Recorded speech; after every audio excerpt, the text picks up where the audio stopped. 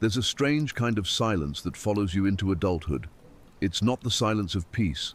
It's the silence of something missing, something you can't quite name. It's there when you sit with people but feel like you're somewhere else entirely. It's there when you succeed and don't feel anything, when you fail and feel everything. That silence is the sound of a childhood you never fully lived. See, most people think childhood is something you grow out of. But in truth, it's something you carry forever. It doesn't disappear when you turn 18. It simply hides behind your habits, your fears, your reactions.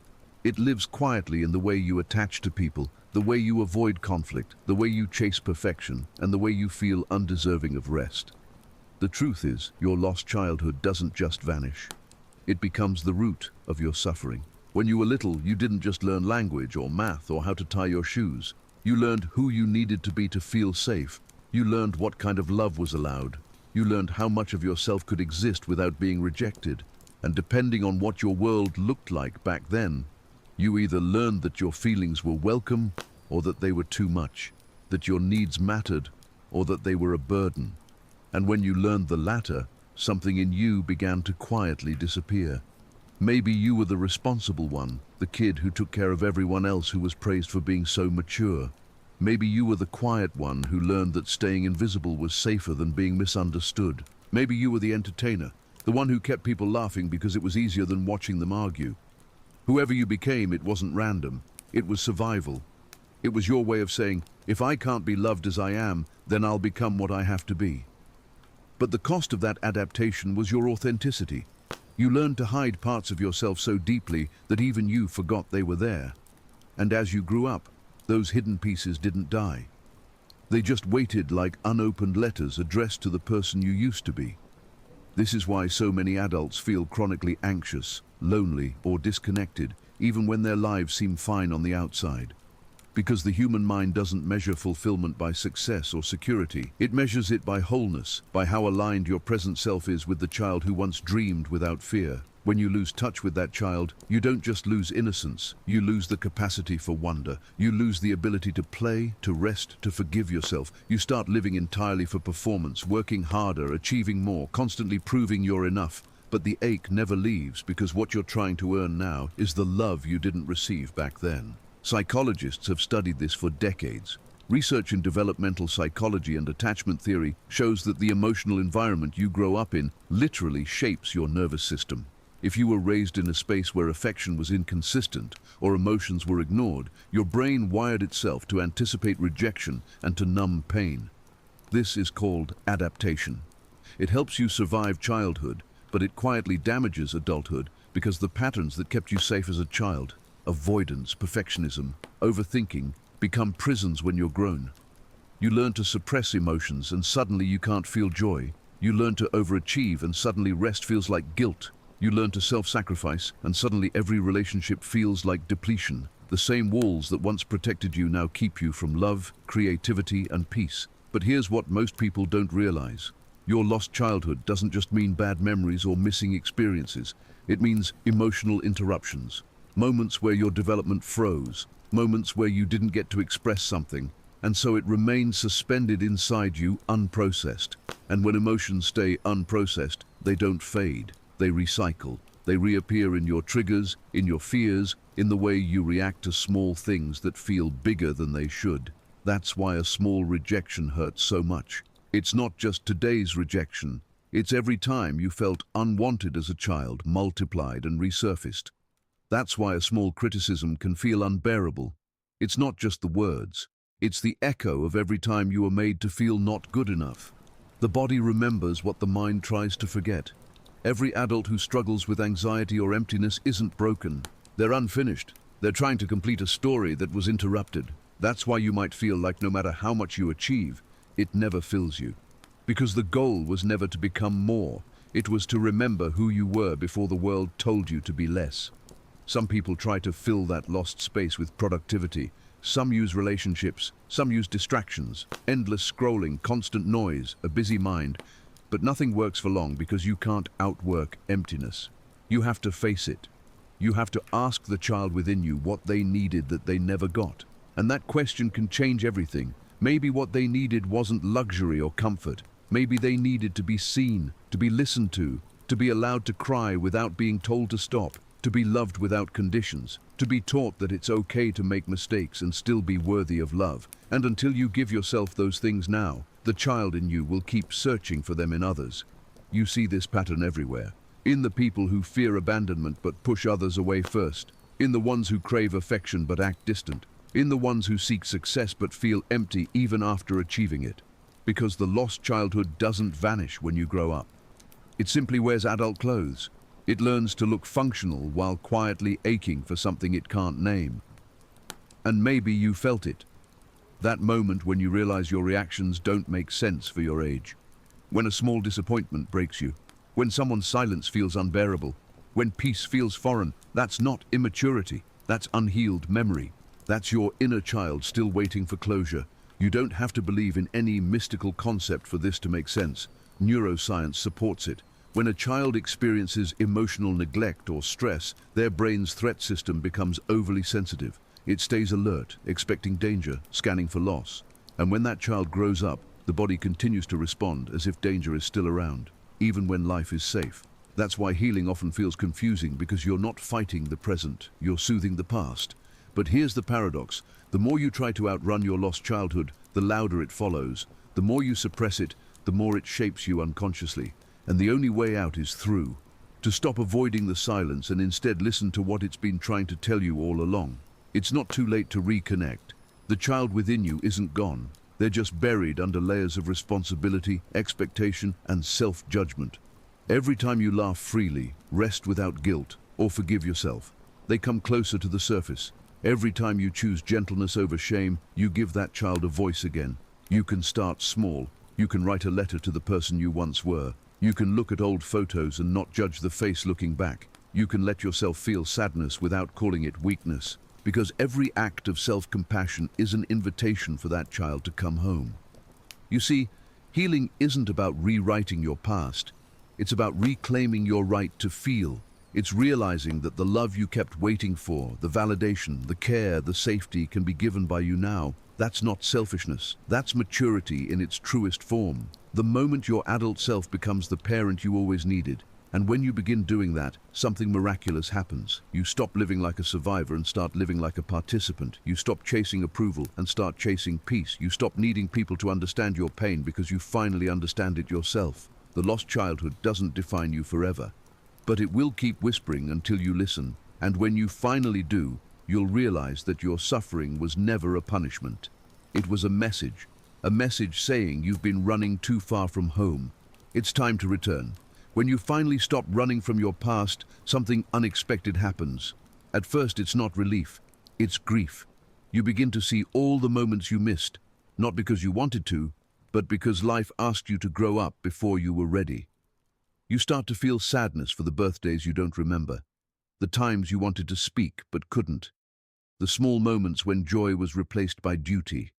And this grief is sacred because for the first time you're not abandoning your younger self. You're sitting with them.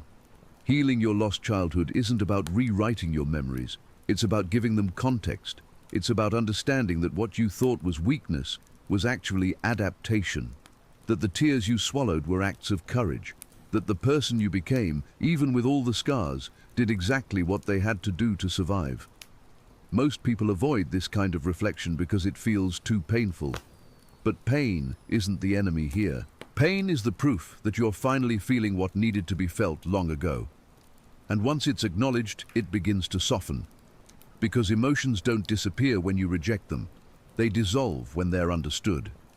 There's a concept in psychology called repairing. It means learning to give yourself the care you never received. It doesn't mean blaming your parents or rewriting the past. It means recognizing that you have the power now to offer what was missing then.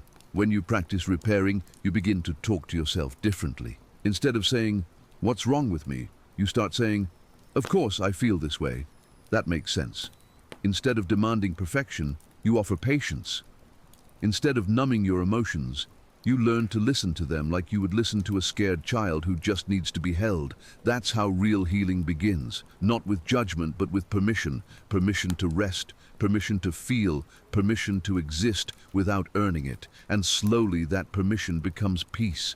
It's strange how in adulthood we forget that safety is something we can create. You can build it in the way you speak to yourself, in the way you set boundaries, in the way you stop explaining your pain to people who don't want to understand. Safety doesn't always mean comfort. Sometimes it means letting go of what's familiar but harmful.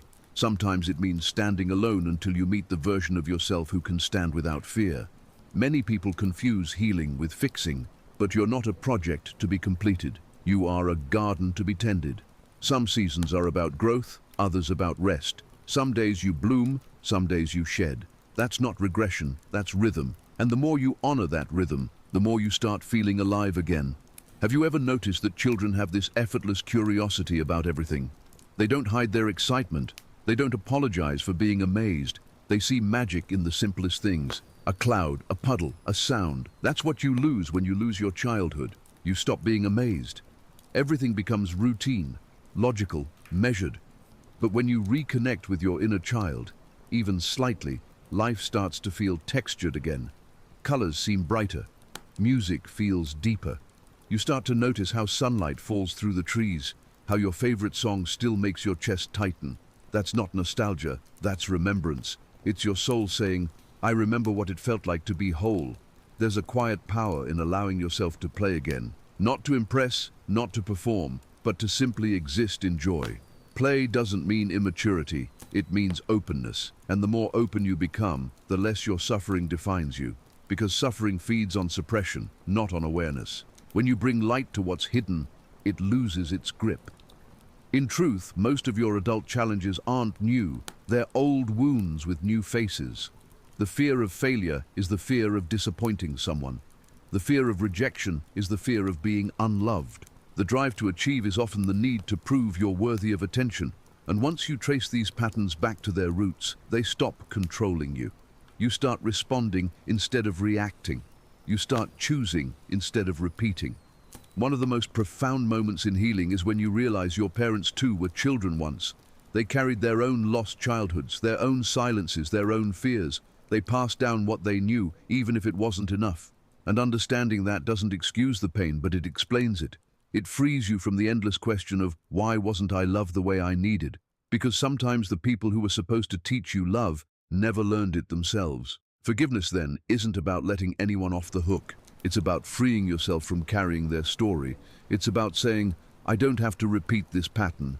You can honor what happened without allowing it to define who you become. And that choice, that quiet refusal to inherit the same emotional silence is what ends generational pain. Still, there's something deeply human about longing for what was lost. You might look at old pictures and feel like you're staring at a stranger.